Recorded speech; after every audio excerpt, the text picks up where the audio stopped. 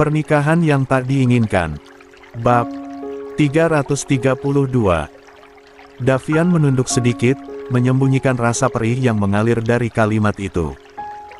Namun, hatinya sedikit lega. Setidaknya, satu orang lagi ada di pihaknya.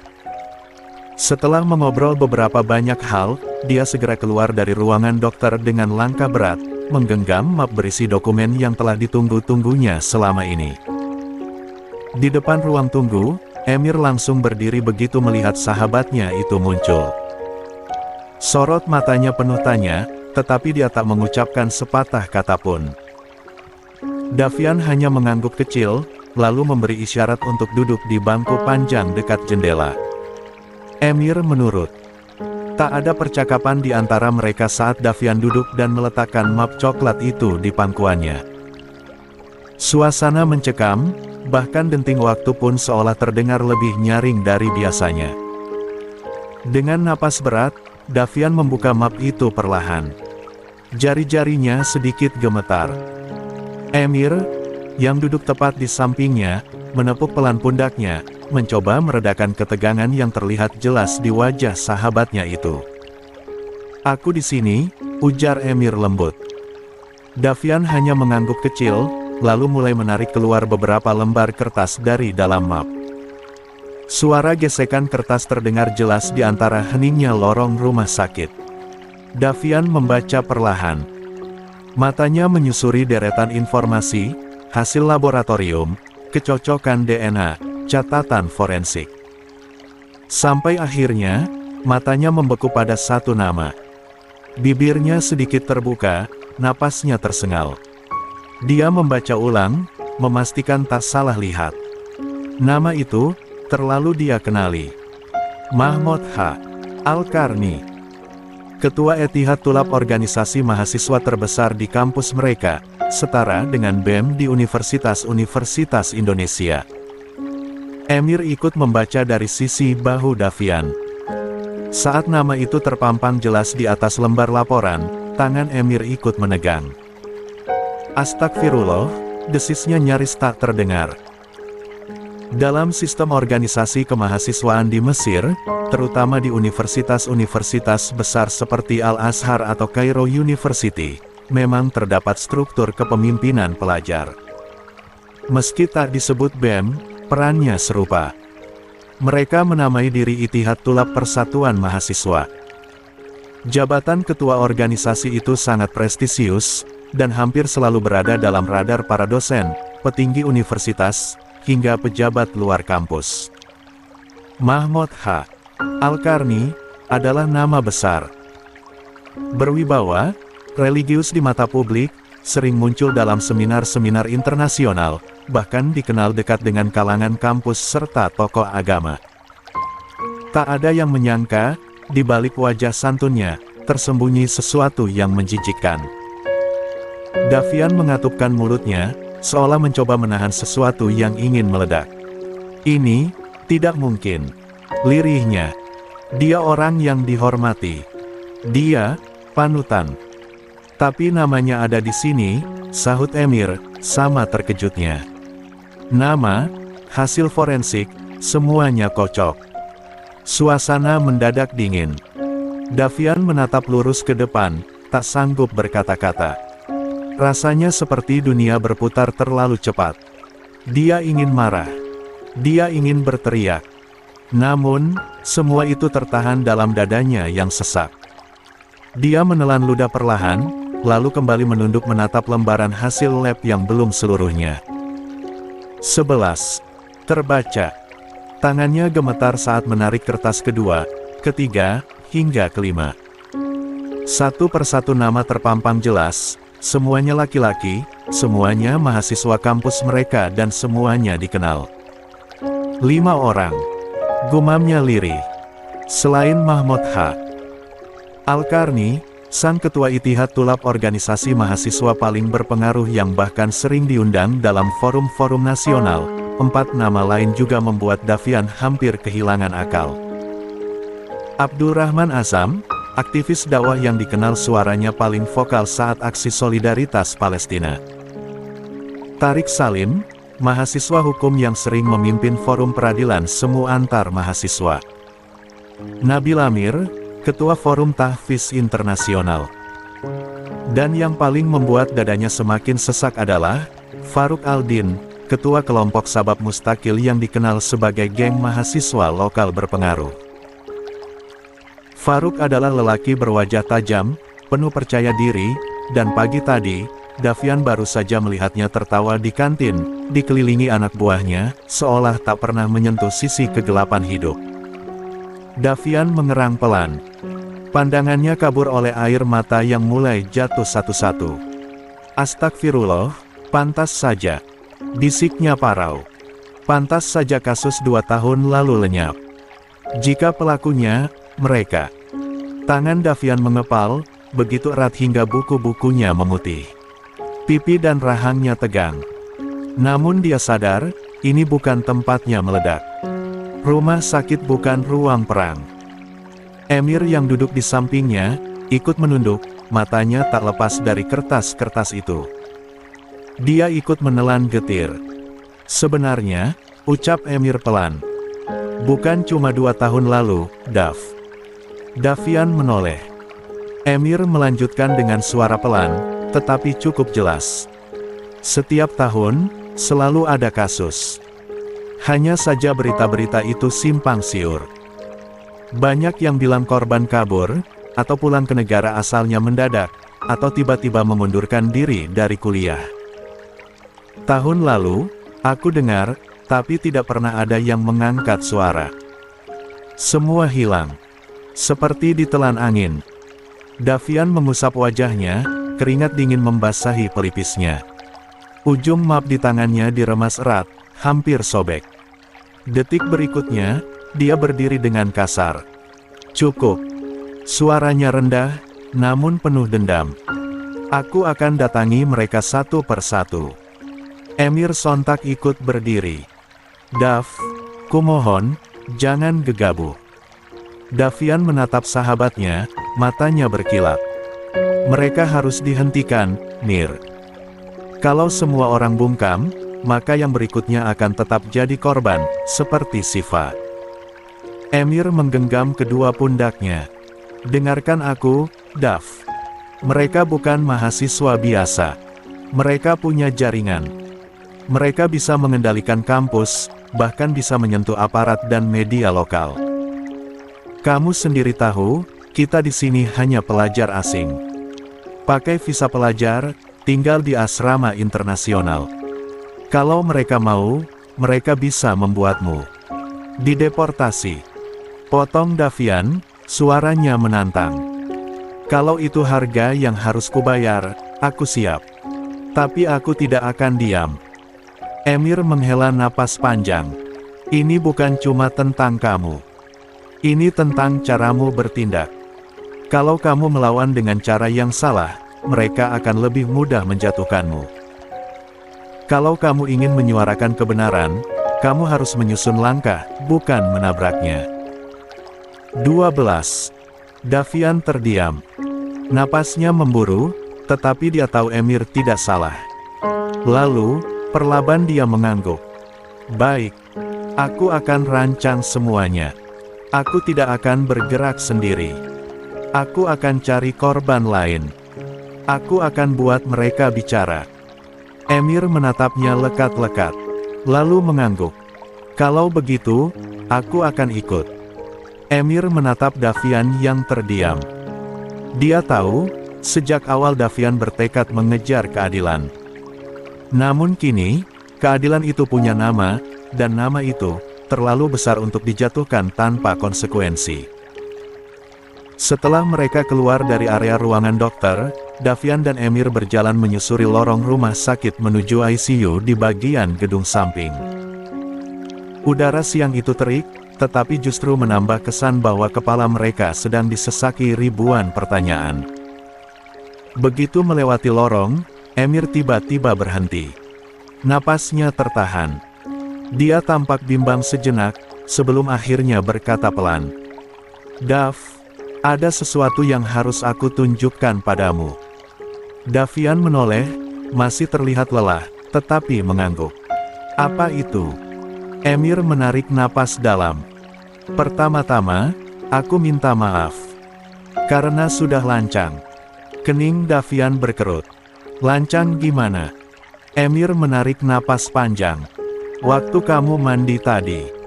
Aku gak sengaja lihat map di atas meja belajarmu. Aku tahu itu gak sopan, tapi aku penasaran. Jadi aku buka, dan aku lihat ada selembar kertas kecil yang tulisannya entah kenapa terasa familiar. Davian sontak menegang. Kertas berisi pesan. Tanyanya cepat. Emir mengangguk. Yang kusut, tulisan tangan. Aku fotoin diam-diam. Lalu dia mengeluarkan ponselnya, membuka galeri, dan memperlihatkan gambar yang dimaksud. Davian buru-buru mengambil ponsel itu dari tangan Emir, menatap lekat-lekat gambar tulisan tersebut. Meski dia sudah membacanya berkali-kali sebelumnya, kali ini rasanya berbeda. Note ini aku temukan di dalam gedung kosong waktu itu, ujar Davian lirih. Aku belum bisa hubungkan langsung dengan kasus ini. Tapi tulisan ini memang terasa mengancam. Seperti bagian dari skenario yang belum selesai. Emir mencondongkan badan. Aku juga gak ngerti kenapa. Tapi waktu lihat huruf-hurufnya, gayanya, tekanan penanya, bahkan cara penempatan tanda titik dan koma, rasanya aku pernah lihat sebelumnya. Seperti deja vu. Tapi, aku benar-benar lupa pernah lihat di mana. Davian menoleh cepat. Kamu yakin? Gaya tulisannya sama. Emir mengangguk pelan. Aku gak berani simpulin apapun, Dav. Ini cuma praduga. Tapi kalau ini memang tulisan salah satu dari pelaku atau bahkan orang yang lebih tinggi dari mereka, maka ini bisa jadi bukti kalau semua ini direncanakan dari awal. Davian mengerutkan kening, kepalanya mendadak penuh dengan spekulasi dan kemungkinan baru. Dia menatap ponsel di tangannya dengan tatapan tegas, seolah tulisan itu mulai berbicara dalam pikirannya. Terima kasih, Mir. Ini penting. Lebih penting dari yang kamu kira, ujarnya pelan. Aku tahu, kata Emir. Karena itu aku bilang sekarang. Aku gak mau kita kecolongan. Apalagi kalau ini mengarah ke lingkaran yang lebih besar daripada yang kita kira. Davian mengangguk. Perlahan, dia menyelipkan ponsel Emir kembali ke tangan sahabatnya, lalu menatap jauh ke lorong rumah sakit yang panjang dan sunyi. 13. Kita tidak sedang melawan hanya 5 mahasiswa, gumam Davian. Tapi kita sedang melawan sistem. Begitu tiba di ICU, Davian hanya berdiri kaku di depan ruangan tersebut, tubuhnya membeku di tempat, menatap lekat sosok Siva dari balik kaca bening yang terasa dingin. Napasnya berat, seolah tertahan. Di balik selimut putih dan tabung oksigen, Siva terlihat rapuh. Tubuh mungilnya nyaris tak bergerak, hanya mesin-mesin yang membuktikan bahwa dia masih bertahan. Emir berdiri di sampingnya. Pandangannya tak kalah sayu. Dia menatap Siva lama sebelum berbisik pelan, seperti bicara pada dirinya sendiri. Seandainya aku tahu dia adikmu, Dav, wanita yang kamu titipkan di sini 2 minggu lalu, aku pasti akan bantu jagain selama kamu gak ada. Maafkan aku, Dav, aku telat tahu. Davian tak langsung menjawab. Matanya masih terkunci pada tubuh Siva yang tertidur koma. Dia memegang hasil lab yang masih di tangannya, menahan amarah yang kini hanya bisa berubah menjadi duka. Aku sebenarnya marah, ucapnya pelan, suaranya seperti pecahan kaca. Benci, dan tentu menyalahkan diriku sendiri. Tapi, balik lagi, sebaik-baiknya manusia berencana, Tuhan tetap yang menentukan. Ini takdir yang harus ditanggung Siva. Dan aku harap dia bisa segera bangun. Setidaknya agar dia bisa menceritakan kronologi yang menimpanya, dengan suara dan keberaniannya sendiri. Emir menoleh padanya. Di matanya, tampak simpati yang tulus. Dav, kebetulan hari ini aku gak ada kelas. Masih sore juga. Bagaimana kalau kita ke kampus? Mencoba cari tahu siapa korban selain Siva. Kalau kita tahu alamatnya, kita bisa lebih cepat datangi rumahnya. Semakin cepat kita kumpulkan korban, semakin cepat kamu bergerak. Davian tampak berpikir. Keningnya berkerut, matanya bergeser ke arah Emir. Jika kampus sudah menghapus berita itu, katanya pelan, bagaimana caranya kita mendapatkan identitasnya? Bukankah data mahasiswa yang bermasalah pasti disembunyikan? Emir mengangguk, dan menjelaskan. Di Mesir, apalagi di kampus-kampus besar seperti ini, setiap kasus yang dianggap bisa mencoreng nama baik institusi akan ditangani secara tertutup. Apalagi kasus yang berkaitan dengan kekerasan seksual atau pelecehan. Biasanya, korban langsung diamankan, datanya dihapus dari akses publik, bahkan kadang dihapus dari sistem internal. Semacam penghilangan jejak. Davian memicingkan mata. Kenapa segitunya? Karena reputasi, jawab Emir singkat. Di sini, apalagi kalau kampus berbasis agama seperti milik kita, citra adalah segalanya. Jika publik tahu ada mahasiswa atau dosen terlibat skandal, nama kampus bisa tercoreng. Mereka lebih memilih menyapu masalah di bawah karpet daripada menanganinya secara terbuka. Davian mengepalkan tangan. Berarti kita harus cari dari luar sistem. Mungkin dari mahasiswa lain. Dari komunitas, atau siapapun yang mengenal korban. Emir mengangguk cepat. Kita mulai dari kantin, atau tempat mahasiswa biasa berkumpul. Aku juga bisa coba tanya beberapa teman yang punya akses ke bagian administrasi. Beberapa dari mereka kerja paruh waktu di kampus. Davian menatap Siva sekali lagi.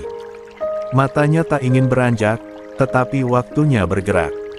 Dia menaruh tangan di kaca. Tunggu aku, Siva. Aku janji, semua yang kamu alami gak akan sia-sia.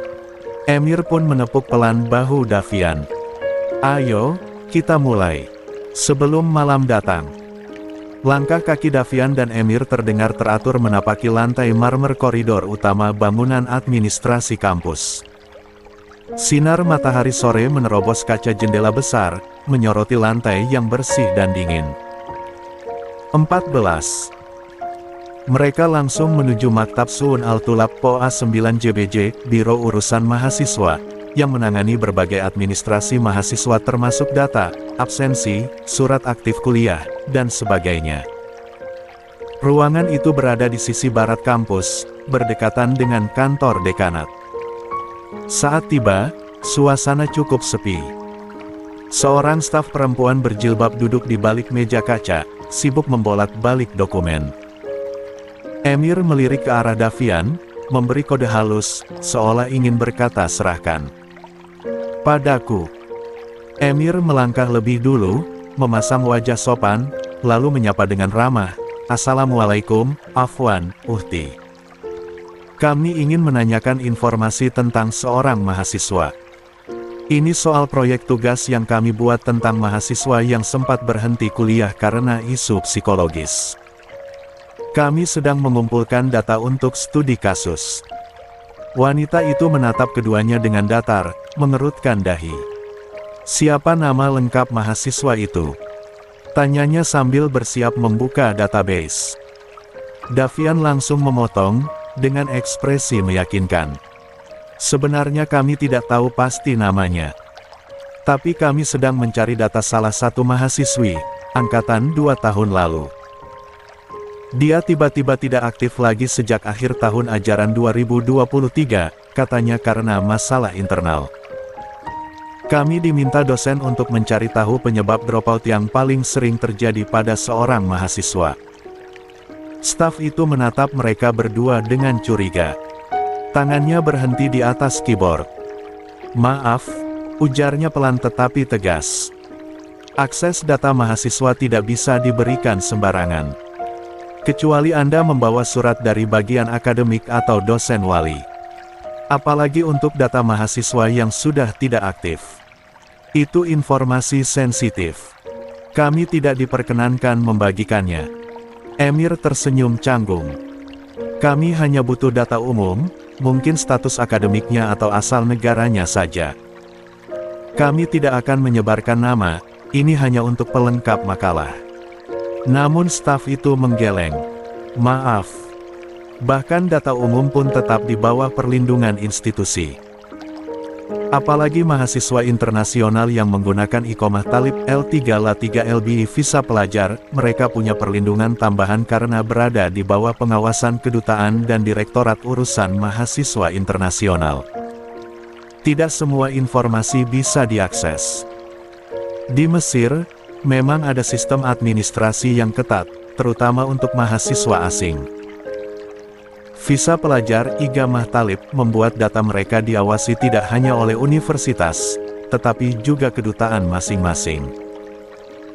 Universitas juga cenderung menjaga citra institusi, dan skandal apapun biasanya ditutup atau dibungkam, terlebih jika menyangkut pihak internal yang berkuasa atau tokoh-tokoh kampus. Davian mencoba menahan kecewa. Dia menunduk, menggigit bibirnya, berusaha mengatur napas. Kalau begitu, katanya akhirnya, kami akan kembali dengan surat pengantar dari dosen. Terima kasih atas waktunya, Uhti. Mereka pun meninggalkan ruangan itu tanpa hasil. Saat sudah cukup jauh dari kantor tersebut, Emir mengumpat pelan. Susah juga ternyata. Mereka benar-benar menutup semuanya rapat. Apalagi mahasiswa asing. Kayaknya kita harus ganti strategi. Davian mengangguk pelan. Kita gak bisa berharap dari sistem kampus. Tapi mahasiswa, mereka tahu lebih banyak. Setidaknya, kabar dari mulut ke mulut gak secepat itu menghilang. Emir menoleh ke Davian. Gimana kalau kita coba ke kantin? Banyak mahasiswa lama nongkrong di sana. Kita bisa mulai tanya-tanya pelan-pelan. Jangan sebut soal pelecehan, cukup bilang kita cari teman lama. Davian menyetujui. Baik. Tapi kita harus hati-hati. Salah tanya, salah orang, bisa bikin kita jadi target. Keduanya pun bergerak menuju kantin kampus, tempat semua desas-desus dan rahasia biasanya muncul. 15. Lebih dulu, sebelum berita resmi kampus mengetahuinya. Kantin sore itu cukup ramai. Suara obrolan, denting sendok dan gelas, serta aroma teh hitam bercampur makanan khas Mesir memenuhi ruangan terbuka beratap seng itu. Meja-meja panjang diisi oleh kelompok mahasiswa dari berbagai fakultas, ada yang sedang diskusi, ada yang sekadar bercanda. Davian dan Emir masuk dengan langkah tenang. Keduanya tak langsung duduk. Mereka berkeliling perlahan, seolah mencari tempat kosong, padahal mata mereka sigap menilai wajah-wajah yang duduk di meja. Aku mengenali dia, bisik Emir, menunjuk samar ke arah seorang pria berperawakan besar dengan jenggot tipis dan mengenakan hoodie biru. Dia dulu aktif di organisasi kegiatan mahasiswa tahun 2023. Namanya Mahmud Salim. Aku pernah ikut kajian bareng dia. Davian mengangguk. Mari kita dekati. Tapi jangan langsung ke pokok masalah. Mereka pun menghampiri Mahmud dan menyapanya ramah. Mahmud menoleh, agak terkejut namun menyambut dengan sopan. Setelah perkenalan ringan, Emir membuka obrolan sambil menyeruput de. Masih suka ikut kajian di Haitasis. Mahmud mengangguk, sekarang gak sesering dulu. Banyak kesibukan. Davian menimpali dengan ringan. Kami sedang cari bahan untuk laporan sosiologi mahasiswa. Salah satu topiknya tentang mahasiswa yang tiba-tiba berhenti kuliah karena masalah psikologis atau tekanan sosial. Kami dengar 2 tahun lalu, sempat ada kasus, seorang mahasiswi lokal dari desa pinggiran, katanya berasal dari Sohak atau sekitarnya. Kamu tahu siapa? Wajah Mahmud sontak berubah. Tangannya menghentikan sendok yang baru saja menyentuh mulutnya. Pandangannya berpindah ke Emir, lalu ke Davian. Kenapa kalian tanya soal itu? Davian tetap tenang.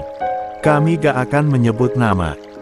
Cuma butuh pemahaman sosialnya. Kami dengar dia sempat aktif, lalu menghilang. Tapi tidak ada berita resmi dari kampus. Anehnya, banyak yang menghindari bicara soal itu. Mahmud menatap meja sejenak, lalu mencondongkan tubuhnya ke arah mereka, suaranya menurun. Aku tahu siapa yang kalian maksud. Namanya Ruqayyah Khalil, anak dari desa kecil di pinggiran Sohak. Dia jurusan Syariah Islamiyah. Orangnya cerdas, kalem, dan punya logat desa yang khas. Tapi, 2 tahun lalu, dia tiba-tiba menghilang. Kamar asramanya kosong. Tidak ada kabar. Emir ikut mencondongkan tubuh. Apa benar dia jadi korban kekerasan? Mahmud menggeleng cepat, tampak cemas. Saya gak tahu. Yang jelas, dia sempat curhat ke temannya bahwa dia ditekan untuk diam. Lalu setelah itu, dia menghilang. Teman sekamarnya pun dipindahkan ke asrama lain. Kampus gak pernah buat pertanyaan apapun. Padahal waktu itu, desas-desusnya cukup heboh. Davian mencoba menahan detak jantungnya. Nama itu belum pernah dia dengar, tetapi ekspresi Mahmud tidak bisa dia abaikan. Apakah ada hubungannya dengan organisasi tertentu? Tanya Davian pelan. Mahmud tak menjawab langsung. Dia hanya mengangguk pelan, lalu berkata, kalau kalian serius menyelidiki, jangan bicara soal ini di kampus. Apalagi di sini. Ada telinga di setiap sudut. Tapi aku bisa beri kalian kontak teman dekat Ruqayyah. Namanya Fatimah Idris. Dia sekarang jarang ke kampus, tapi sesekali datang ke masjid kampus. Dia satu-satunya yang mungkin masih peduli. Davian mengangguk cepat. Terima kasih. Kami akan hati-hati. 16. Emir memberi isyarat halus, lalu keduanya pamit, meninggalkan Mahmud yang kini kembali menunduk dalam. Setelah keluar dari kantin, di jalan setapak menuju taman belakang kampus, Davian menghela napas panjang. Ini titik awal, Nir. Jika Fatimah masih bisa kita temui, kita bisa tahu kebenaran yang dikubur 2 tahun lalu. Emir mengangguk. Dan jika itu semua terhubung dengan kasus Syifa, maka ini bukan kebetulan. Ini jaringan. Langkah kaki Davian dan Emir tergesa menyusuri jalan setapak yang memisahkan antara gedung fakultas dan area masjid kampus. Di layar ponsel Emir, pesan singkat dari Mahmud Salim masih menyala, memperlihatkan satu nama dan satu nomor yang sangat mereka butuhkan, Fatimah Idris, satu-satunya orang yang mungkin bisa membawa mereka lebih dekat pada jawaban soal Ruqayyah Khalil. Namun sebelum mereka sempat sampai di teras masjid, suara nyaring menerobos udara. Davian. Langkah Davian langsung terhenti. Tubuhnya kaku sejenak, lalu perlahan dia menoleh. Nadia berdiri tak jauh dari mereka, tersenyum ramah seperti biasanya. Di sebelahnya, Yusuf, teman sekamar Davian menatap dengan dahi sedikit mengernyit, matanya bergeser curiga ke arah Emir. Udara seolah menegang sepersekian detik. Mau kemana? Tanya Nadia polos, melangkah lebih dekat dengan semangat yang biasa dia tunjukkan setiap kali berpapasan dengan Davian. Davian nyaris membuka mulut, namun suara Emir mendahuluinya. Ke masjid, jawabnya singkat, sambil menyunggingkan senyum sopan, seolah semua baik-baik saja. Davian mengangguk setuju, karena toh kenyataannya mereka memang menuju masjid. Namun, baru saja dia hendak menambahkan keterangan, Emir kembali bicara, dan kali ini dengan kebohongan kecil yang langsung membuat dada Davian berdesir. Kami diminta ikut halaga sore ini. Tentang fight komunitas internasional. Dosenku yang minta hadir, ujar Emir, sambil mengusap tengkuknya dengan santai. Tutur bahasanya tenang, tak terkesan dibuat-buat. Yusuf mengangguk paham, sementara Nadia hanya mengucap, "Wah, bagus itu. Semoga berkah ya." Tak ada kecurigaan dalam nada suara mereka. "Baiklah, kami lanjut ya. Mau sholat asar sekalian?" ucap Emir, langsung memberi sinyal berpamitan.